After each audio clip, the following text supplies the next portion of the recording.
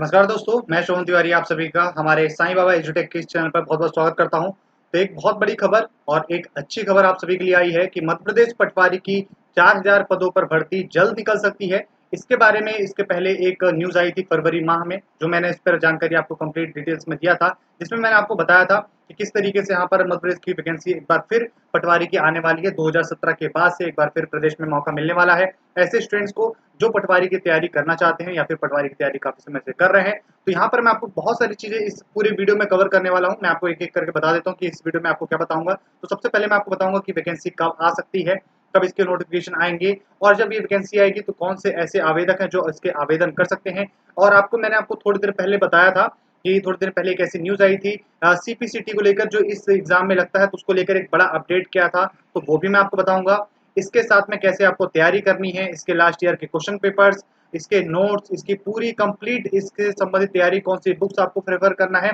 और सबसे important exam की स्ट्रैटेजी क्या रहेगी आपको इस एग्ज़ाम की तैयारी करने के लिए।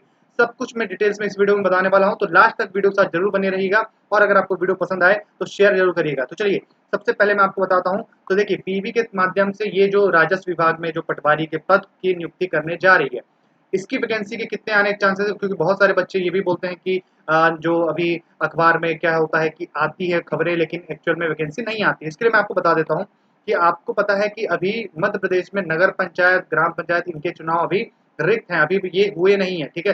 ये कोरोना की वजह से टलते जा रहे हैं लेकिन अभी तक हुआ नहीं है। और आपको ये जानकारी मैं दे दूँ कि 2023 जो है मध्य प्रदेश का इलेक्शन ईयर है, क्योंकि 2018 में इलेक्शन हुआ था, उसके बाद 5 सालों के बाद 2023 में इलेक्शन होने वाला है। तो आप मान के चलिए कि 2023 में तो वैकेंसी का नहीं पता मुझे, लेकिन 2022 में मतलब अगले साल बहुत वैकेंसी आने वाली है, क्योंकि ये एक पैटर्न रहता है। अगर आप 2017 का देखिए, 2018 में चुनाव था, तो 2017 में देखिए लगातार आपकी कई सारी वैकेंसीज आई थी। ये 2017 में आपको एमपी पुलिस कांस्टेबल की 14,000 साढ़े 14,000 के करीब आई थी। उसी में एसआई की वैकेंसी भी साथ में आई थी। एमपी पटवारी की हुई थी, ग्रुप 4 की वैकेंसीज आई थी।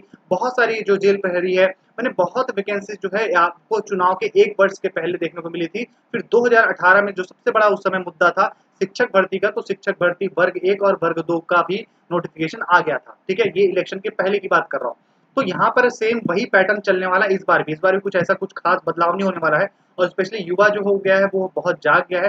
वो कहीं न कहीं जानता है कि अगर उसको रोज़गार नहीं मिला तो वो सरकार को गिरा भी सकता है और ऐसा एक बार हो भी चुका है 2019 के इलेक्शन में, ठीक है? 2018 के इलेक्शन में। ऑलराइट, तो अब मैं यहाँ पर आपको कुछ बहुत सारी चीज़ें बताने वाला हूँ जो आपके लिए इम्पोर्टेंट बहुत है, तो चलिए ध्यान दीजिएगा यहाँ पर। तो सबसे पहले चीज़ ये है कि कितने पदों पर वैकेंसी आ सकती है, तो 4000 पदों पर आ सकती है। मैं आपको एक चीज़ और बता देता हूँ। 2017 में जब ये वैकेंसी आई थी, ठीक है? तो 9235 पदों के लिए आई थी, ठीक है? जिसमें से 7800 लोगों को तो जॉइनिंग मिल गई, लेकिन अभी भी लगभग 1400 से ऊपर ऐसे लोग हैं जिनको जॉइनिंग नहीं मिली है। ये भी मैं आपको मुद्दा बताऊँ क्या है, वो बात की बात है। इसके साथ में जो एक चीज़ और आपको बताना चाहूँगा, यहाँ पर आप ध्यान दीजिएगा कि ये जो 9235 पोस्ट पे जो वैकेंसी आई थी, तो इसके लिए जो मंजूरी मिली थी, वो लगभग-लगभग 19,000 से ज़्यादा पोस्ट पर निकली थी। मतलब 19,000 से ज़्यादा पोस्ट के लिए नियुक्ति के लिए इनको अनुमति मिली थी, लेकिन इन 19,000 में से निकाली कितनी गई? 9,235 निकाली गई। अब आप सोचिए कि ये मैं बात बता रहा हूँ 2017 की, तो 2017 से अभी तक में और भी पोस्ट खाली हुई होगी और अभी और पोस्ट खाली होने के बाद हम मान सकते हैं कि लगभग-लगभग 10,000 पोस्ट अभी भी खाली है। ठीक है? एक अंदाज़ा, क्योंकि न इससे ज़्यादा खाली है, क्योंकि 9,235 में जो अगर आप माइनस करेंगे 19,000 में, तो लगभग 10,000 पोस्ट बचती है, ठीक है? तो 10,000 वहाँ से बच गई और साथ में जो मैंने आपको बताया 1400-1500 के करीब अभी जो बाकी लोगों को नियुक्ति नहीं मिली, जो वेटिंग वाले बच्चे थे उनकी वेटिंग क्लियर नहीं हुई, तो इसको भी अगर आप ऐड कर लेंगे तो लगभग साढ़े 11,000 के करीब जो है प्रदेश में अभी भी पटवारियों की रिक्ति है, मतलब वहाँ पर अभी ज़रूरत है, ठीक है? अब ये तो हमने बात कर ली कि ज़रूरत प्रदेश में है या फिर नहीं, तो ये तो अपने को पता चल गया। अब प्रदेश सरकार जो है अब उसके ऊपर डिपेंड करता है कि इतने निकाल पाएगी या नहीं निकाल पाएगी। मुश्किल लगता है मुझे, है ना? इतना निकाल पाएगी, लेकिन हम चलिए यहाँ पर बात कर लेते हैं 4000 के लिए। 4000 पदों की कैसी बात आ रही है, तो यहाँ पर आप देख सकते हैं। तो 4000 पदों के लिए इन्होंने ये काफ़ी यहाँ पर बोला है और एक चीज़ और सबसे इम्पोर्टेंट चीज़ मैं आपको बता दूँ कि यहाँ पर ये कोरोना की वजह से सब एग्ज़ाम एक्सटेंड हुए हैं। जून तक टाल दिया गया है बहुत सारे एग्ज़ाम परीक्षाओं के लिए। अभी देखा जा रहा है कि कोरोना की स्थिति जून तक कैसे ठीक हो पाती है कि नहीं। अगर नहीं ठीक हो पाती है तो ये चीज़ें और भी आगे बढ़ सकती है। लेकिन उसके सबसे इम्पोर्टेंट चीज़ क्या है कि उसके बाद बारिश आती है और बारिश में जनरली ट्रैवल करना, बच्चों को जाके एग्जाम देना, तो उसमें सरकार नहीं परेशान करती। तो बारिश का जो 1-2 महीना है जिसमें जब मुख्य रूप से जो बारिश होती है, उसमें कोई भी एग्जाम रिटन एग्जाम इस तरह से नहीं कराए जाते, ठीक है। तो अब हम ये यहाँ पर देखिए कहा गया है कि जो व्यावसायिक परीक्षा बोर्ड जो है अपना पीबी प्रोफेशनल एग्जामिनेशन बोर्ड, ये दिसंबर, ध्यान देंगे, दिसंबर पटवारी परीक्षा 2021 दिसंबर के महीने में ये राज्य के विभिन्न केंद्रों पर आयोजित करने की इसकी तैयारी चल रही है। और साथ में इसकी अधिसूचना, इसके नोटिफिकेशन की प्रक्रिया जल्द शुरू हो सकती है। जल्द का मतलब ये कोरोना की बाद की मैं बात कर रहा हूँ, ठीक है। इसका ये मतलब मत सोच लीजिएगा कि इस महीने अगले महीने ही नोटिफिकेशन आ जाएगा, क्योंकि नोटिफिकेशन जनरली 50 से 60 दिनों के पहले आता है, ठीक है। तो अगर ये दिसंबर में इनको कराना होगा तो आप मान लीजिए वही बारिश के बाद की बात कर रहा हूँ, ठीक है। लेकिन हमको उसके लिए इंतजार नहीं करना, उसकी तैयारी, क्योंकि आपको पता है इतना ज्यादा कंपटीशन है और 10 लाख से ज्यादा आवेदक लोगों ने आवेदन किया था जब ये वैकेंसी आई थी 2017 में। तो अब ये जो आवेदन करने की संख्या 10 लाख को भी पार करने वाली है, क्योंकि बेरोजगारों की संख्या स्पेशली इस कोरोना महामारी के दौरान बहुत ज़्यादा बढ़ी है। तो यहाँ पर ये वो जवाबदारी भी बढ़ जाती है। तो क्योंकि हमको तैयारी कैसे करना है कि अगर कितनी भी पोस्ट पर अगर वैकेंसी आएगी तो हमको अपना सिलेक्शन लेना है। इसके लिए बहुत इंपॉर्टेंट है कि हम एक अच्छी स्ट्रेटेजी बनाकर अभी से, आज से इसकी तैयारी शुरू कर दें। और अगर आपने ये तैयारी आज से शुरू नहीं करी तो माफ कीजिएगा, अगर आप अच्छे से तैयारी नहीं करेंगे तो आपका सिलेक्शन नहीं हो पाएगा, क्योंकि कंपटीशन बहुत हाई है, बहुत ज़्यादा लोग इसमें आवेदन करने वाले हैं और बहुत से ऐसे लोग हैं जिनका 2017 से उनको कोई भी एग्जाम देने को नहीं मिला है। तो वो सिर्फ इसी मौके की तलाश में बैठे हैं कि कब उनको मौका दिया जाए और वो अपना बेस्ट परफॉर्म दे पाए, ठीक है। तो जो भी तैयारी अच्छे से करेगा उसी को ही नियुक्ति मिलेगी, ये चीज़ आप जानते हैं। तो चलिए आगे बढ़ते हैं, मैं आपको बहुत इंपॉर्टेंट बात बताने वाला हूँ कि इसकी आपको तैयारी करनी कहाँ से है। तो आप इसकी तैयारी हमारे मोबाइल एप्लीकेशन साईं बाबा एजुटेक पर फ्री ऑफ कॉस्ट कर सकते हैं। कोई भी आपको कोई चार्जेस नहीं मिलेगा, बहुत सारी चीज़ें वहाँ पर आपको फ्री में अवेलेबल रहेगी, ठीक है। इसके साथ में हमारा जो यूट्यूब चैनल है इसके माध्यम से भी आप क्लासेस के कंटिन्यू ले सकते हैं। पूरी हमारी टीम आपको सारे सब्जेक्ट्स तैयारी करवाएगी, mock test, e books, last year के क्वेश्चन पेपर, सब कुछ आपको यहाँ पर इस चैनल के माध्यम से मिलेगा। आप हमारे टेलीग्राम और मोबाइल ये जो व्हाट्सएप नंबर इससे जुड़कर आप हमारी तैयारी के लिए इसके डेली अपडेट्स पा सकते हैं। चलिए आगे बढ़ते हैं, एक एक करके मैं आपको सारे एस्पेक्ट्स के बारे में जानकारी दूंगा और ध्यान रखिएगा लास्ट तक वीडियो साथ बने रहिएगा, बहुत कुछ। और आप लोगों के लिए एक सरप्राइज भी है इस वीडियो के लास्ट में, तो वो जरूर देखिएगा, क्योंकि आपको अगर वो देखते हैं तो कहीं ना कहीं आपका इस एग्जाम को तैयारी करने के लिए बहुत बड़ा बेनिफिट मिलने वाला है। चलिए सबसे पहले बात कर लेते हैं वेतनमान की। सैलरी कितनी मिलेगी पटवारी के लिए, तो देखिए सैलरी मिलेगी 5,200 से लेकर 20,200 रुपए, साथ में 2100 का ग्रेड पे रहेगा। तो इस तरीके से ये है पटवारी का ये आपका ग्रेड पे या फिर वेतनमान, ये सैलरी मिलेगी आपको। अब इसके लिए क्या एलिजिबिलिटी रहेगी तो ये देख लेते हैं। तो देखिए जो पटवारी का एग्जाम होता है इसमें 2 तरह का एग्जाम होता है। आपका पहले सबसे पहले रिटन एग्जाम होता है, ठीक है। रिटन एग्जाम हो जाने के बाद आपको ये देखा जाता है कि आपके पास कंप्यूटर की डिग्री है कि नहीं। देखिए एग्जाम नहीं होगा कंप्यूटर का, आपके पास डिग्री होना चाहिए, और इसके लिए मध्य प्रदेश सरकार ने एक व्यवस्था करके रखी है सीपीसीटी का, ठीक है। तो यहाँ पर अगर आपके पास सीपीसीटी है तो वेल एंड गुड, बहुत अच्छी बात है। अगर नहीं है तो भी व्यवस्था की गई है कि आप एग्जाम में बैठ सकें, आप एग्जाम में अपीयर हो सकें, इसके लिए भी व्यवस्था की गई है। मैं आपको एक एक करके बताता हूँ। देखिए सबसे पहले आपके पास ग्रेजुएशन होना चाहिए। अब बहुत सारे लोग ये पूछेंगे कि अगर मैं सेकेंड ईयर में हूँ, फर्स्ट ईयर में हूँ, तो मैं दे पाऊंगा या नहीं। तो मैं आपको बताना चाहूंगा कि जब ये नोटिफिकेशन आएगा, ठीक है, ध्यान रखिएगा मैं क्या बोल रहा हूँ।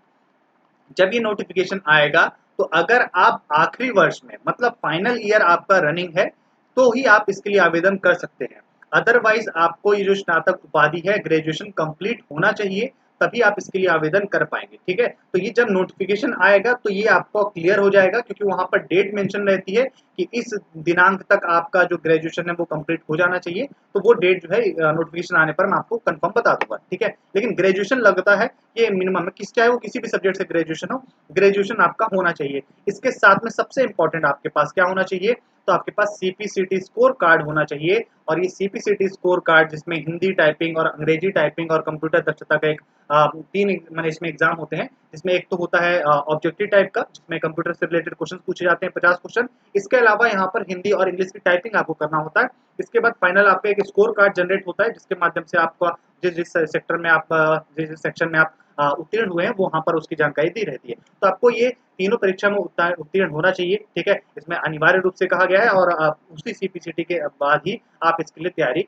कर पाएँगे, इसके लिए आप जो है आवेदन कर पाएँगे। अब बहुत से बच्चे होंगे जिन्होंने सीपीसीटी नहीं किया, क्योंकि आपको पता है कि कोरोना की वजह से पिछले साल जनवरी-फरवरी के बाद से ही इसका एग्ज़ाम अभी तक नहीं हुआ है। तो देखिए सरकार ने इसके लिए बढ़ाकर क्या कर दिया था, सीपीसीटी की वैधता को 7 साल कर दिया है। मतलब अब आपको पता है कि अगर जैसे एग्ज़ाम्पल के लिए मान लीजिए कि सीपीसीटी अगर आपने 2015 में दिया था, 2015 में आपने पास कर लिया था, तो इसमें आपके 7 साल ऐड हो गए, तो अब आपका बन गया 2022, तो आपका 2022 तक वैलिडिटी रहेगी, जो वैलिडिटी पहले मात्र 3 साल में खत्म हो जाती थी। फिर कमलनाथ की जो सरकार आई उसमें उन्होंने 3 साल या 4 साल बढ़ा दिया, 4 साल बढ़ा दिया था, ठीक है? उन्होंने 4 साल वैधता कर दी थी। तो अब शिवराज सरकार ने इसको बढ़ाकर 7 साल कर दिया। तो ये हो गया, तो इसी हिसाब से आप अगर आपने 2016 में पास किया है, तो आप 2023 तक आपकी एलिजिबिलिटी हो जाएगी, है ना? इस हिसाब से आप इस अनुपात से आप लगा सकते हैं।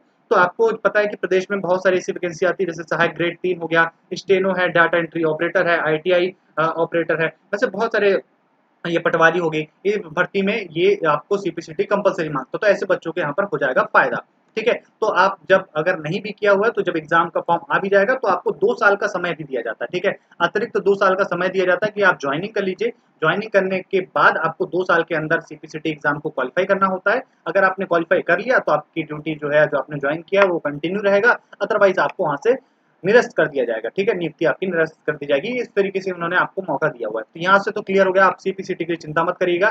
सीपीसीटी की तैयारी कैसे करना है, क्योंकि आपको सीपीसीटी की तैयारी करके एक ही बार में कैसे आप सिलेक्शन ले सकते हैं, सीपीसीटी के स्कोर का अपना पा सकते हैं, इसके लिए भी मैंने अपने चैनल पे वीडियो बनाया हुआ, तो उसको वीडियो को जरूर देख लीजिएगा। पूरी कंप्लीट सीपीसीटी की तैयारी जो है वो आप हमारे चैनल के माध्यम से कर पाएंगे। चलिए आगे बढ़ते हैं। अब मैं आपको बताता हूँ सबसे इंपॉर्टेंट चीज, एज के बारे में। देखिए उम्र कितनी होनी चाहिए, कौन से उम्र के लोग इसमें आवेदन कर सकते हैं, तो इसके लिए मैं आपको बता देता हूँ। देखिए सबसे पहले हम बात कर लेते हैं पुरुष आवेदक अनारक्षित वर्ग मतलब जनरल कैटेगरी की। तो यहाँ पर आपकी जो उम्र होनी चाहिए वो अधिकतम होनी चाहिए कितनी, 40 वर्ष, ठीक है? यहाँ पर आप देखिए 40 वर्ष अधिकतम उम्र होनी चाहिए, तो ये है कम से कम ये उम्र, ठीक है, अनारक्षित वर्ग का। और जो महिला आवेदक है अनारक्षित वर्ग, उनके लिए 45 वर्ष होनी चाहिए, ठीक है? और इसके अलावा जो, और हाँ, मैं ये जो जनरल कैटेगरी जो पुरुष वर्ग का बता रहा था, इसमें अदर स्टेट के कैंडिडेट भी आएंगे। अब अदर स्टेट के सारे कैंडिडेट, चाहे वो SC ST OBC general physical handicap EWS किसी भी कैटेगरी के होंगे, सारे के सारे ये अनारक्षित पुरुष आवेदक के वर्ग में आएंगे, क्योंकि आपको पता है कि अदर स्टेट के जितने भी कैंडिडेट होते हैं उनको किसी भी तरह का आरक्षण का लाभ नहीं मिलता, और वो ये जो ओपन कैटेगरी होती है इसके अंतर्गत आते हैं, ठीक है? तो अनारक्षित महिला वर्ग, इनकी 45 वर्ष उम्र होगी। इसके अलावा पुरुष और महिला आवेदक जो शासकीय निगम मंडल स्वशासी संस्था कर्मचारी होते हैं, उनके नगर सैनिक होते हैं, तो उनके लिए भी ये उम्र का क्राइटेरिया 45 वर्ष तक रहेगा। इसके साथ में जितने भी पुरुष और महिला आवेदक हैं जो आरक्षित वर्ग से आते हैं, जैसे कि एससी एसटी ओबीसी, है ना, तो इन कैटेगरी के जो आवेदक हैं उनके लिए 45 ईयर्स एज का क्राइटेरिया रहता है। इसके अलावा जो पुरुष और महिला आवेदक है आरक्षित वर्ग, जैसे शासकीय निगम स्वशासी मंडल संस्था के कर्मचारी और निःशक्त जन फिजिकल हैंडीकैप, इनके लिए भी 45 ईयर्स एज का क्राइटेरिया रहेगा मैक्सिमम, ठीक है? अब ये एज का कैलकुलेशन किस दिन से किया जाएगा, ये आपको नोटिफिकेशन आने के बाद पता चलेगा, क्योंकि नोटिफिकेशन में मेंशन रहता है कि मैंने 1 जनवरी 2021 के हिसाब से आपकी उम्र इतनी होनी चाहिए कम से कम, और मैक्सिमम इतनी होनी चाहिए, है ना? तो ये जो है नोटिफिकेशन में वो डेट मेंशन रहेगी। आगे बढ़ते हैं, अगर आप चर्चा कर लेते हैं आपको कितना पे करना पड़ेगा। तो आवेदन शुल्क जो होता है जनरली पीवी का, इस तरह के एग्जाम के लिए, तो जनरल कैटेगरी और ओबीसी कैटेगरी के लिए 500 रुपए के करीब रहता है, ठीक है? और जितने सॉरी जनरल कैटेगरी के लिए रहता है 500 रुपए, और जो अदर कैटेगरी होती है जैसे एससी एसटी ओबीसी, इन सबको 250 रुपए पे करना पड़ता है, साथ में 60 रुपए का पोर्टल छूट देना पड़ता है दोनों को, ठीक है? तो ये 560 हो जाता है और ये 310 रुपए हो जाता है, ऑलराइट? इसके अलावा एमपीपीबी में ये जो वैकेंसी निकाली जाती है, इसके क्या क्या स्टेप हैं इस पटवारी की भर्ती के लिए, तो देखिए 3 तरह का टोटल अगर मान लिया जाए तो होता है। तो देखिए सबसे पहले मैं आपको बता दूं कि इसमें 3 तरह नहीं, सिर्फ 2 तरह रहता है। यहाँ पर साक्षात्कार नहीं होता है, यहाँ पर गलत लिखा हुआ है, ठीक है? यहाँ पर किसी भी तरीके का इंटरव्यू नहीं होता। सबसे पहले यहाँ पर होता है रिटन एग्जाम, ठीक है? रिटन एग्जाम आपने निकाल लिया, रिटन एग्जाम होगा। रिटन एग्जाम आप जब निकाल लेंगे, क्वालिफाई हो जाएगी, मेरिट लिस्ट बन जाएगी, उसके बाद आपको ज्वाइनिंग दी जाती है डॉक्यूमेंट वेरिफिकेशन के बाद। बस ध्यान रखिएगा, साथ में जो सीपीसीटी है वो कंपलसरी है, तो सीपीसीटी अगर आपके पास अभी है तो ठीक है, अगर नहीं है तो फिर 2 साल के अंदर आपको सीपीसीटी भी पास करना होता है। तो ये हो गए इसके स्टेप हो गए, ऑलराइट? चलिए अब आगे चलते हैं। अब मैं बात करता हूँ सबसे इंपॉर्टेंट सिलेबस की, क्या पाठ्यक्रम है, कौन से सब्जेक्ट्स रहेंगे इसमें, तो चलिए उसके बारे में बात कर लेते हैं। तो सिलेबस की बात करूँ तो सबसे पहले 100 नंबर का ये आपका पेपर होगा, ठीक है। निगेटिव मार्किंग नहीं होती, आपको ये पता है कि मध्य प्रदेश के पीवी एग्जाम्स में कोई किसी भी तरह की निगेटिव मार्किंग नहीं होती है, ठीक है। तो 100 क्वेश्चन आपसे पूछे जाएंगे, 100 नंबर के रहेंगे। अब देखिए पीवी का कभी भी कोई पैटर्न फिक्स नहीं होता है, हालांकि वो फिक्स करके देगा भी तब भी उसके हिसाब से नहीं पूछता है। मतलब अगर सामान्य ज्ञान में अगर उसने ये बोला है कि हम 20 क्वेश्चन पूछेंगे 20 नंबर के लिए, तो और बाकी समान गणित में 30 क्वेश्चन एग्जाम्पल के लिए मान लीजिए उसने बोला है कि पूछेंगे, तो ऐसा बिल्कुल भी जरूरी नहीं है कि ये 30 क्वेश्चन ही पूछेगा और ये 20 क्वेश्चन भी पूछेगा। हो सकता है कि ये कभी किसी एग्जाम शिफ्ट में किसी एग्जाम में 10 क्वेश्चन भी समान ज्ञान के दे दे और समान गणित के 40 भी दे दे, ऐसा भी हो सकता है। या फिर इसका 10 भी दे सकता है, इसका 20 दे सकता है, मतलब कुछ भी ये कर सकता है, ऐसा कुछ भी फिक्स नहीं रहता। इसलिए पीवी का एग्जाम जो बोलते हैं कोई भी फिक्स नहीं रहता कि कुछ भी कैसे भी चीजें हो सकती है, ठीक है। चलिए, तो सबसे पहले मैं आपको बताऊं तो सामान्य ज्ञान ये सब्जेक्ट रहेगा। सामान्य ज्ञान के अंदर बहुत सारे सब्जेक्ट्स आ जाते हैं, आपको पता है कि जनरल नॉलेज के अंतर्गत पूरा आ जाएगा, इकोनॉमिक्स आ जाएगा, एमपीजी के आ जाता है, हिस्ट्री है, ठीक है, कॉन्स्टिट्यूशन आ जाता है, सब कुछ जो है सामान्य ज्ञान के अंतर्गत आपका कवर हो जाएगा। ऑलराइट, अब बात करते हैं सामान्य गणित व सामान्य अभिरुचि। तो ये देखिए मैथ्स और रीजनिंग को मिलाकर यहाँ पर ही बनाया जाता है। रीजनिंग का हालांकि काफी कम वेटेज रहता है, लेकिन ये है साथ में मिलाकर इसके क्वेश्चंस रहेंगे आपके। इसके बाद हिंदी रहेगा। इसके बाद सबसे इंपॉर्टेंट सब्जेक्ट रहेगा वो यहाँ पर फोर्थ सब्जेक्ट आप दे सकते हैं, ग्रामीण अर्थव्यवस्था एवं पंचायती राज। बहुत इंपॉर्टेंट और एक अलग से यहाँ पर एक सब्जेक्ट रहता है, और ये सिर्फ पटवारी एग्जाम में ही आपको देखने को मिलता है। जनरली ये जो टॉपिक है ये समान ज्ञान जो मध्य प्रदेश जीके है उसके अंदर कवर किया जाता है, लेकिन इसमें एक अलग से ये सब्जेक्ट ही बनाया गया है। इसका जो है तैयारी हमारे चैनल के माध्यम से सारे सब्जेक्ट्स की तैयारी हमारे चैनल के माध्यम से करवाई जाएगी। स्पेशली ये जो सब्जेक्ट ये तो मैं ही पढ़ाऊंगा, ठीक है। तो यहाँ पर ये ध्यान रखिए। इसके अलावा कंप्यूटर विज्ञान, कंप्यूटर का यहाँ पर है, तो ये 5 ऐसे सब्जेक्ट्स हैं, ये सब्जेक्ट्स रहेंगे, इसकी पूरी आपको तैयारी करनी होगी। और यहाँ पर ऑब्जेक्टिव टाइप का एग्जाम होता है, ऑनलाइन एग्जाम होता है। ऑनलाइन मतलब आपको पता है कि वहां पर जाकर आपको कंप्यूटर के सामने बैठकर वहां एग्जाम देना होता है, मल्टीपल चॉइस क्वेश्चन रहेगा, ठीक है। इस तरीके से यहाँ पर ये आपका एग्जाम होता है, और ये 5 सब्जेक्ट रहते हैं। टोटल 100 नंबर का एग्जाम होता है, किसी भी तरह की निगेटिव मार्किंग नहीं रहती है, ठीक है। यहाँ पर चीजें हो गई, मैं आपको आगे स्ट्रेटेजी भी बताऊंगा, लास्ट तक वीडियो साथ बने रहिए। अब मैं आपको ये बता देता हूँ कि यहाँ से आप इसके लास्ट ईयर के क्वेश्चन पेपर जो बहुत ज्यादा इंपॉर्टेंट है मध्य प्रदेश पटवारी के, तो वो आप कहाँ से पाएंगे। तो आप ये हमारे मोबाइल एप्लीकेशन में देख सकते हैं लास्ट ईयर के क्वेश्चन पेपर्स, इस तरीके से आपको पूरी पीडीएफ मिल जाएंगी। तो वहां पर आप जाइए, पूरे पीडीएफ को आप फ्री ऑफ कॉस्ट वहां से डाउनलोड कर सकते हैं, अपनी पूरी तैयारी करिए, उसमें सारे क्वेश्चंस के आंसर्स के साथ वहां पर ये पूरी पीडीएफ आपको हमारे मोबाइल एप्लीकेशन पे मिल जाएगी, ठीक है। इसके लिंक वीडियो डिस्क्रिप्शन में दी गई है। आगे चलते हैं, अब किस बुक से तैयारी करें। तो यहाँ पर जो कुछ ऐसी बुक्स हैं जो बहुत ही एग्जाम में इंपॉर्टेंट है और एक स्टैंडर्ड पब्लिकेशन की बुक है। मैं किसी यहाँ पर एक बुक को यहाँ पर मैं आप लोगों को रिकमेंड नहीं कर रहा हूँ। देखिए बुक सारी अच्छी होती है, कोई भी किताब खराब नहीं होती है। इंपॉर्टेंट ये है कि किसमें डेटा ज़्यादा ऑथेंटिक है और ज़्यादा डिटेल्स में और बहुत अच्छे शब्दों में दिया गया है, बस इसी चीज़ का डिफरेंस रहता है। तो यहाँ पर मैं खुद जो पर्सनली यूज़ करता हूँ, तो यहाँ पर देखिए कुछ पुणेकर है, लुसेंट है, माहेश्वरी है और अरिहंत प्रकाशन। ये 4 ऐसे प्रकाशन हैं जो जनरली बच्चे सबसे ज़्यादा यूज़ भी करते हैं मध्य प्रदेश के एग्जाम्स के लिए, और कहीं न कहीं जो डेटा है वो बहुत कुछ इनसे मैच भी करता है जो एग्जाम में पूछा जाता है, ठीक है। तो आप इन सब बुक्स के माध्यम से तैयारी कर सकते हैं। अगर आपको ये बुक घर बैठे मंगाना चाहते हैं, क्योंकि आपको पता है कि कोविड की सिचुएशन है, तो अगर आपको तैयारी करनी है तो घर बैठे आप मंगा सकते हैं। इसकी लिंक जो है आपको वीडियो डिस्क्रिप्शन में मिल जाएगी, वहां पर जाइए, ऑनलाइन ऑर्डर करिए। तो जो मैंने जो भी आपकी प्राइस में आप बाहर मार्केट में खरीदेंगे, सेम वही प्राइस में आपको घर बैठे फ्री डिलीवरी मिल जाएगी। वहां से आप इसको डाउनलोड करके आप सॉरी इसको आप वहां से ऑर्डर करके आप इसको क्या कर सकते हैं, इससे तैयारी शुरू कर सकते हैं, ठीक है। आगे चलते हैं, इसकी तैयारी जो है इस पब्लिकेशन की वो हमारे चैनल के माध्यम से भी करवाई जाएगी, मतलब इसका पूरा सॉल्यूशन जो है आपको हमारे चैनल के माध्यम से मिल जाएगा। अब मैं आपको बताता हूँ सबसे इंपॉर्टेंट एग्जाम स्ट्रेटेजी, ठीक है। स्ट्रेटेजी बहुत इंपॉर्टेंट, क्योंकि अगर आपका सही तरीका नहीं है तो आप कितना भी मेहनत करते रहें आप अपने मंजिल तक नहीं पहुंच सकते। इसके लिए आपको जरूरी है कि आप सही रास्ते पर चले, जिससे आप अपनी मंजिल तक पहुंच पाए। इसके लिए सबसे पहले मैं आपको एक बात बताता हूँ। देखिए हर एग्जाम को पढ़ने के लिए एक तरीका होता है, तो सबसे पहले मैं आपको एक चीज बता देता हूँ। यहाँ पर आपको स्मार्ट तरीके से पढ़ाई करनी है। स्मार्ट मैं आपको क्यों बोल रहा हूँ, क्योंकि देखिए बहुत सारे बच्चे यहाँ पर एक गलती करते हैं। वो बहुत से बच्चे बोलते हैं कि नहीं हमको सिर्फ ऑफलाइन ही पढ़ना है, हम ऑनलाइन ज्यादा प्रेफर नहीं करते, या फिर हम ऑनलाइन उतने कंपेटेबल नहीं है। और यहीं पर आपकी कमजोरी होती है और यहीं से आपका सिलेक्शन आपसे दूर हो जाता है। क्यों? क्योंकि ये जो एग्जाम होना है आपका ऑनलाइन एग्जाम होना है। ऑनलाइन क्यों होना है? आपका लैपटॉप के माध्यम से, कंप्यूटर के माध्यम से आप इसको तैयारी करिए, क्योंकि आप जब एग्जाम देने जाएंगे एग्जाम सेंटर में तो आपके सामने कंप्यूटर रखा होगा, आपका हाथ में आपको माउस रखकर फिर आपको आंसर करना होगा। तो जहां पर चार एक क्वेश्चन रहेगा उसमें 4 ऑप्शन दिए रहेंगे तो आपको अपने माउस के माध्यम से उसको टिक करना होगा, सबमिट करना होगा, नेक्स्ट क्वेश्चन में जाना होगा, प्रीवियस क्वेश्चन में जाना होगा। तो बहुत से बच्चे ऐसे हैं जिन्होंने कभी भी कंप्यूटर लैपटॉप को नहीं छुआ है, तो उनको माउस में हाथ बैठाना और वो माउस से कर्सर को वहां पर ले जाना, उसको आंसर क्लिक करना, ये सब चीजें नहीं आती हैं। और जो आती भी हैं तो बहुत स्लो स्पीड से वो आराम आराम से कर पाते हैं, जिसके माध्यम से उनका जो पेपर है वो दिए गए 3 घंटे के अंदर नहीं हो पाता, पहली चीज।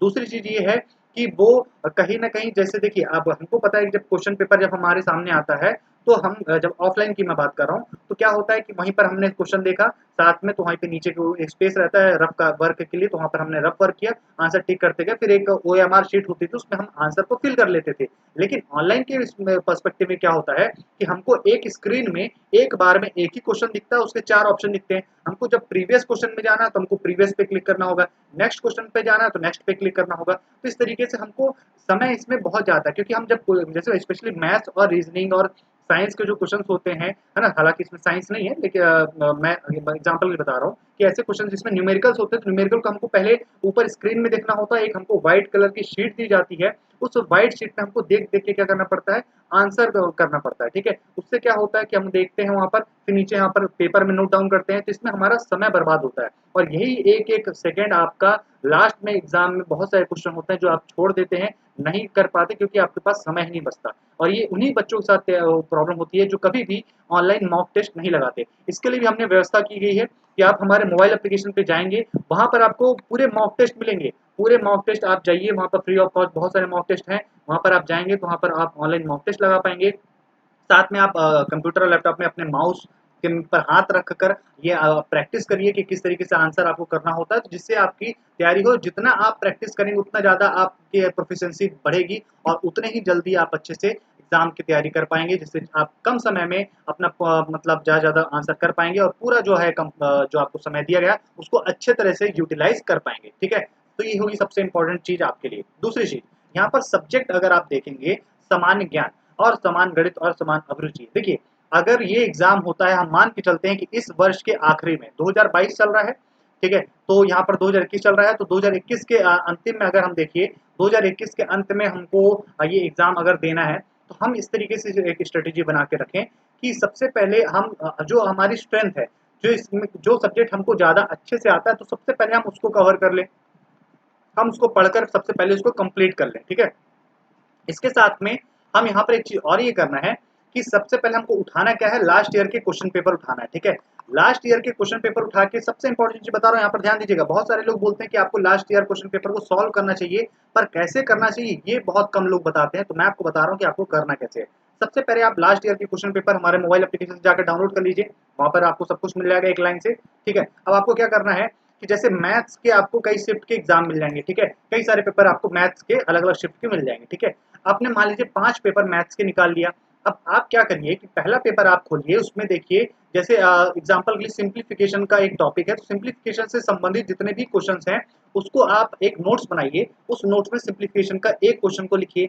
अगर वो सेम टाइप का, माने सेम टाइप का सिंप्लीफिकेशन का क्वेश्चन अगर आपको दूसरे पेपर में भी मिलता है तो आप उसको मत लिखिए। लेकिन अगर इसमें सिंप्लीफिकेशन के भी कई टाइप होते हैं, तो अगर दूसरे टाइप का अगर आपको क्वेश्चन मिलता है तो आप उसको नोट्स में लिखिए और एक साथ लिखिए। ऐसा करने से होगा क्या, ऐसा करने से ये होगा कि आप टॉपिक वाइज जो टॉपिक है उस टॉपिक से संबंधित कितने टाइप्स के क्वेश्चंस, अलग अलग टाइप्स के क्वेश्चन एग्जाम में पूछे गए हैं इसके पहले, आपको ये अंदाजा लग जाएगा। और एक साथ लिखे रहने की वजह से आपका फायदा ये होगा कि जब आप उस टॉपिक को उठाएंगे और जब पढ़ेंगे, तो आप जब नोट्स में देखेंगे तो आपको ये पता चल जाएगा कि किस टॉपिक पर आपको ज्यादा फोकस करना है। और वैसे क्वेश्चन पेपर में क्या होता है, एक लाइन से पूरे हर तरह के क्वेश्चन मिक्स रहते हैं, लेकिन आपने क्या कर लिया, इसको सेपरेट कर लिया, अलग अलग टॉपिक वाइज लिख लिया, तो इससे आपका बहुत फायदा मिलेगा आपको एग्जाम की तैयारी करने में। और ये मान के चलिए अगर आप इस तरीके से तैयारी करते हैं तो आपका सिलेक्शन लेने से आपको कोई भी नहीं रोक सकता। एक बार करके जरूर देखिए, आपको डेफिनेटली एग्जाम में फायदा करेगा। और चाहे कोई भी एग्जाम हो, इस तरह से आपको तैयारी करनी चाहिए।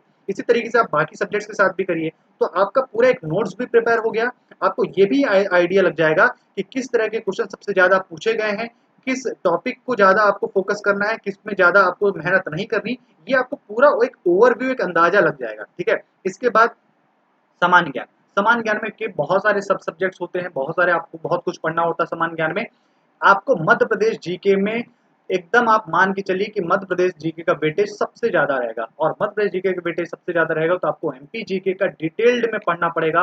एकदम आप मान के चलिए कि मध्य प्रदेश का जो एकदम बहुत ही एक बारीक से बारीक आपको नॉलेज, डीपली नॉलेज होना चाहिए एमपी जीके से संबंधित, चाहे वो एमपी का स्पोर्ट्स हो, राजनीति हो, हिस्ट्री हो, या फिर कुछ भी एमपी का करंट हो, आपको डिटेल्ड में जानकारी होना चाहिए। और मैं आपको बता दूं कि हमारे चैनल के माध्यम से मध्य प्रदेश का करंट अफेयर्स पूरा कंप्लीट 2020 और 21 का मैं लेकर आने वाला हूं बहुत जल्द। इसमें आपको पूरा एक मंथली करंट मिला करेगा और मैगजीन्स के माध्यम से आप इसकी तैयारी भी कर पाएंगे। ठीक है, तो आपको डिटेल्ड आपको पढ़ना पड़ेगा एमपी जीके में, मतलब आपको कहीं से कुछ भी चीजें नहीं छोड़नी है, बहुत ही बेसिक डीपली भी पूछा जा सकता है, ये ध्यान रखना है आपको। ठीक है, इसके अलावा मैथ्स और रीजनिंग इसको तो आपको करना ही है। हिंदी भी आपके लिए बहुत अच्छे क्वेश्चन आते हैं, हिंदी में आप देखेंगे तो समझ में आ जाएगा।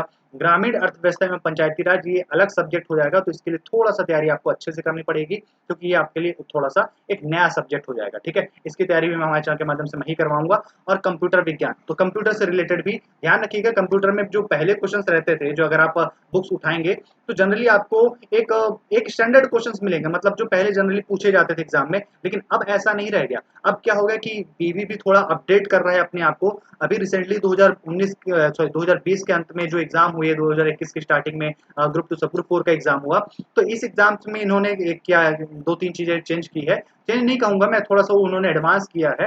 एडवांस इन्होंने ये किया है कि जो कंप्यूटर के क्वेश्चंस जो थे और साथ में जो साइंस के जो क्वेश्चंस थे उसको इन्होंने इंप्रूव करते हुए क्या किया, इनका स्टैंडर्ड बढ़ा दिया। मतलब आप बोल सकते हैं एडवांस लेवल के भी कुछ क्वेश्चंस पूछे गए हैं, तो आपको तैयारी भी उसी हिसाब से करनी है। मतलब आपको बेसिक से लेकर एडवांस लेवल तक की तैयारी करनी है, जिससे आपको हर तरह से एग्जाम में क्वेश्चन पूछे हैं तो आपको बनने चाहिए। तो यहाँ पर सबसे इंपॉर्टेंट चीज है कि कंप्यूटर के क्वेश्चन बहुत सारे जो बच्चे रहते हैं वो जनरली वही MS डॉस, वर्ड, एक्सेल ये सब में ही घेरे रहते हैं, इतनी ही जानकारी लेते हैं, लेकिन वो इतना सफिशिएंट नहीं है। आजकल जो एग्जाम में पूछा जाता है वो आउटलुक या फिर जो आजकल की टेक्नोलॉजी के हिसाब से जो चीजें हैं उसको भी पूछा जाता है। तो ये विशेष रूप से आपको ध्यान देना है कि आपको बेसिक से लेकर एडवांस लेवल तक की तैयारी करनी है, जिससे अगर किसी भी तरह का क्वेश्चन पेपर आपके में फंस गया, क्योंकि ये आपको पता है कि अलग अलग शिफ्ट में एग्जाम होना है, कई सारे दिनों तक, महीनों तक एग्जाम चलता है, तो आपको हर तरीके से प्रिपेयर रहना है, क्योंकि अगर आपको सिलेक्शन लेना है तो आपको हर तरीके से तैयारी आपको करनी पड़ेगी। फिर आप अपने आप को एक्सक्यूज नहीं दे सकते कि हमने तो चलो बेसिक लेवल पढ़ा था, हमने इस तरीके से पढ़ा था, एग्जाम में कुछ और आ गया,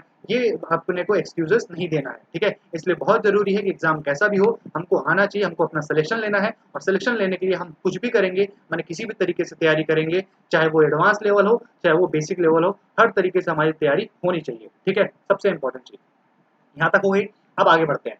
ये अपने को जितनी भी स्ट्रेटेजी है, ये मान के चलिए सब्जेक्ट वाइज जो हम बनाएंगे, अपना एक आपको सिलेबस बनाना है प्रतिदिन का, आपको पर डे का सिलेबस आपको बनाना है। और इस सब्जेक्ट को डिवाइड कैसे करना है ये मैं आपको बता देता हूँ। देखिए एग्जाम्पल के लिए बता रहा हूँ, इसको आप अपने हिसाब से, अपनी क्षमता, अपने इंटरेस्ट के हिसाब से आपको ये चीज बनानी है। ये मैं सिर्फ आपको एक उदाहरण के लिए बता रहा हूँ, मैं ये नहीं कह रहा हूँ आप एज इट इज ऐसा बनाए, लेकिन इससे सिमिलर बनाए, पहली चीज। दूसरी चीज ये है, जो भी चीज आपको बता रहा हूँ मैं आपको, ये ध्यान रखिएगा, आपको वो चीज करनी है। करनी मतलब आपको रिपीट करनी है, आपको नियमित रूप से आपको रिवीजन करना है, पहले दिन से ही आपको रिवीजन करना है। ये नहीं सोचना है कि एक बार मैं पहले पूरा पढ़ लूं, जब पूरा पढ़कर कंप्लीट हो जाएगा तो उसके बाद मैं रिवीजन स्टार्ट करूंगा। अगर आप ऐसा करते हैं तो यकीन मानिए आपने जो पहले पढ़ के रखे थे पहले दिन, वो सब कुछ में आपका 60% से ज्यादा चीज आप भूल चुके हैं।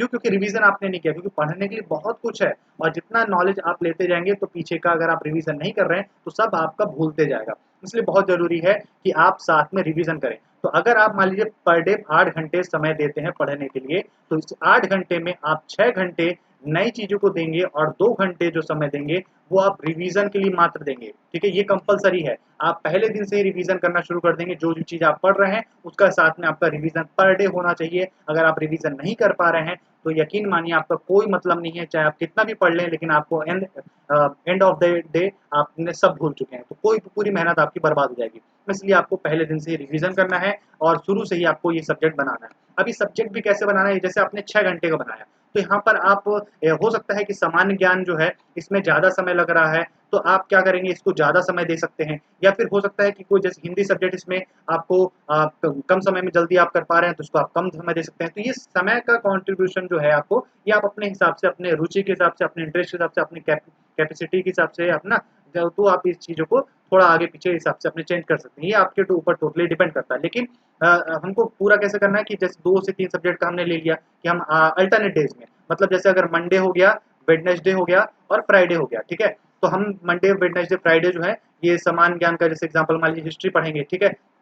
साथ में हिस्ट्री के अलावा इंग्लिश पढ़ लेंगे और मैथ पढ़ लेंगे, ठीक है। तो ये हमने अल्टरनेट डेज यही सब्जेक्ट को रखे, और जो बाकी सब्जेक्ट बच गए तो हमने ये मंडे, वेडनेसडे, फ्राइडे लिया था।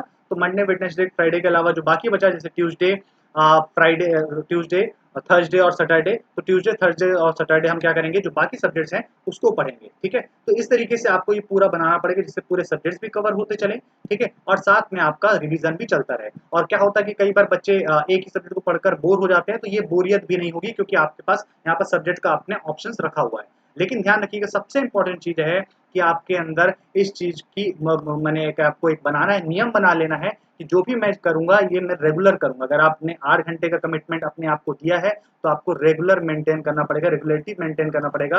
और बहुत इंपॉर्टेंट है रेगुलरिटी। ध्यान रखिए, अगर आप रेगुलर नहीं है तो कोई भी मतलब नहीं है। आप भले कम माने ये 8 घंटे की जगह में आप 2 ही घंटे पढ़िए, ठीक है, लेकिन आपको 2 घंटे प्रतिदिन पढ़ना है। हालांकि 2 घंटे मत पढ़िएगा, 2 घंटे से ज्यादा समय दीजिएगा, तो सब्जेक्ट ज्यादा है, बहुत कुछ पढ़ना है, बहुत कुछ तैयारी करनी है। लेकिन कहने का मतलब मेरा सिर्फ ये है कि आप जितने भी घंटे अपने हिसाब से लें, लेकिन जितना भी आप करेंगे अपने आप को डिसाइड करेंगे वो आपको रेगुलर रूप से देना है, नियमित रूप से आपको उतनी तैयारी करनी ही करनी है। दुनिया इधर से उधर हो जाए, लेकिन आपको अपना जो है ये रेगुलरिटी का जो मेंटेन है ये आपको बना के रखना है, इसको नहीं टूटने देना है, ठीक है। सबसे इंपॉर्टेंट चीज। ऑलराइट, आगे चलते हैं। अब इसके बाद मैं आपको बताता हूँ कि ये सारी चीजें हो गई।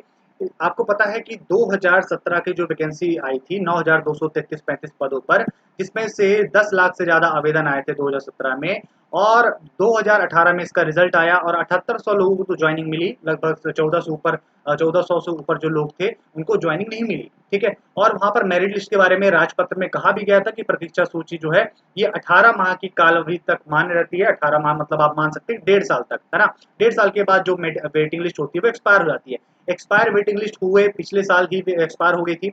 उसके बावजूद भी कई लोगों को, जो यहाँ पर आप देख सकते हैं, उन्होंने धरना प्रदर्शन किया, उनको नौकरी आखिरी तक नहीं मिल पाई। तो ये सब मैं आपको इसलिए बताना चाह रहा हूँ कि सरकार के पास इतनी पोस्ट आज भी है जिस पे वो वैकेंसी करा सकती है, और लगभग लगभग मैं तो आपको बता रहा हूँ कि आप 10,000 से ज्यादा पोस्ट है जिस पर ये तैयारी की जा सकती है। 10,000 से ज्यादा ऐसी पोस्ट है जिस पर यहाँ पर ये वैकेंसी आ सकती है। लेकिन सरकार जो है, अब देखते हैं कि कितने पोस्ट पर वैकेंसी निकालती है। लेकिन सरकार के पास, जो मैं आपको बता चुका हूँ कि 10,000 से ज्यादा पोस्ट है जिस पर वैकेंसी ये निकाली जा सकती है। ऑलराइट, अब इसकी एग्जाम की आप तैयारी कैसे करेंगे, तो सबसे पहले आप मोबाइल एप्लीकेशन पे प्ले स्टोर पर जाइए, वहां से हमारा मोबाइल एप्लीकेशन साईं बाबा एजुटेक को डाउनलोड करिए। वहां पर सबसे पहले आपको मल्टीपल एग्जाम कैटेगरीज है, तो वहां पर आपको अपना चूज करना है, सेलेक्ट करना है एमपीपी व्यापम कैटेगरी को। इसके बाद फिर आप पूरे एग्जाम की तैयारी कर पाएंगे। और सबसे इंपॉर्टेंट चीज, यहाँ पर आपको क्विज और लीडर बोर्ड मिलता है, जहां पर आप मॉक टेस्ट आंसर करते हैं। वहां पर आपको ये पता चलेगा कि आपकी रैंक कितनी है, कितने समय में आपने सारे क्वेश्चन को आंसर किया, कितना आपने मार्क पाया, क्या परसेंटेज रहा है, रिजल्ट कैसा है, परफॉर्मेंस, सब कुछ आप एनालिसिस देख सकते हैं। इसको आप शेयर भी कर सकते हैं अपने बच्चों के साथ, अपने दोस्तों के साथ, अपने फैमिली फ्रेंड्स के साथ। तो उससे क्या होगा कि एक दूसरे बच्चों में आपस में एक प्रकार से कंपटीशन की भावना होती है, तो वो भी कहीं ना कहीं अपने आप को ग्रो करेंगे एक दूसरे का रिजल्ट देख के। तो ये सारी चीजें भी आप इस एप्लीकेशन के माध्यम से कर सकते हैं। इसके साथ में देखिए, यहाँ पर इजी इंटरफेस रखा गया है, बहुत ही इजी इंटरफेस रखा गया है एप्लीकेशन का। यहाँ पर लाइव क्लासेस भी शुरू हो गई हैं, यहाँ पर लाइव क्लासेस के माध्यम से आप जुड़ सकते हैं, ठीक है। एकदम इजी है, जहाँ पर आप पीडीएफ के लिए अलग सेक्शन है, क्विज के लिए अलग सेक्शन है, वीडियोस लेक्चर्स हैं, यहाँ पर पूरा कोर्स है, सब कुछ आप यहाँ पर देख पाएंगे। और मध्य प्रदेश पटवारी का हम कंप्लीट कोर्स लेकर आ रहे हैं मात्र 1,000 रुपए में, और ये 1,000 रुपए आपके लिए बहुत ही नॉमिनल कॉस्ट है। इस कॉस्ट में हम आपको पूरे वीडियो लेक्चर्स मिलेंगे, जहाँ पर रिकॉर्डेड सेशंस, साथ में लाइव सेशंस मिला गया आपको उस एप्लीकेशन के अंदर, साथ में आपको मॉक टेस्ट मिलेगी, ई बुक्स मिलेगा, लास्ट ईयर के क्वेश्चन पेपर्स मिलेंगे, मैगजीन्स मिलेगी। आपकी पूरी कंप्लीट तैयारी हमारे सोशल मीडिया टेलीग्राम चैनल जो है उस के माध्यम से भी कराई जाएगी। सब कुछ आपको मिलेगा। अगर आप इस कोर्स को लेना चाहते हैं, कुछ भी अगर आपके मन में डाउट है, कुछ भी आप पूछना चाहते हैं, तो आप व्हाट्सएप कर सकते हैं इस नंबर पर, या हमें टेलीग्राम पर भी कॉन्टैक्ट कर सकते हैं। इसके अलावा आप ये कंप्लीट कोर्स पाएंगे, इसमें सारे सब्जेक्ट्स आपको मिलेंगे, सारे सब्जेक्ट्स आपको मिल सकते हैं, इसको आप अनलॉक कर सकते हैं और इसके माध्यम से आप पेमेंट करके इसका क्लासेस की तैयारी शुरू कर सकते हैं, ठीक है। तो आप अपनी तैयारी को शुरू कर दीजिए, क्योंकि समय है आपके पास पर्याप्त है। अभी से अगर आप तैयारी कर पाते हैं तो बहुत अच्छे से आप तैयारी करके अपना सिलेक्शन ले सकते हैं। और उम्मीद करता हूं कि आप इसके लिए अच्छे से तैयारी करेंगे। और अगर आपके मन में कोई डाउट होगा तो आप पूछ सकते हैं। अगर आपको वीडियो पसंद आए तो इस वीडियो को शेयर जरूर करिएगा, क्योंकि अगर आप एक शेयर करेंगे तो ये कई लोगों तक जानकारी पहुंचेगी और वो अपने एग्जाम्स की तैयारी बहुत अच्छे माध्यम से कर पाएंगे। उम्मीद करता हूं आपको वीडियो पसंद आया होगा। अगर आपके मन में कोई भी डाउट है, कुछ आप चीजें पूछना चाहते हैं, कोई अगर आपके सजेशंस हो, तो यहाँ पर नीचे कमेंट करिए, मैं डेफिनेटली आपके आंसर करूँगा। और अगर आपके मन में कोई भी अगर क्वेरीज़ है या फिर कुछ भी चीज़ आप पूछना चाहते हैं, तो साथ में हमारे जो सोशल मीडिया की लिंक है वो भी यहाँ पर वीडियो डिस्क्रिप्शन में दी गई है, वहाँ पर क्लिक करके आप वहाँ पर कॉन्टैक्ट कर सकते हैं। बहुत-बहुत धन्यवाद आप सभी का। जय हिंद, वंदे मातरम।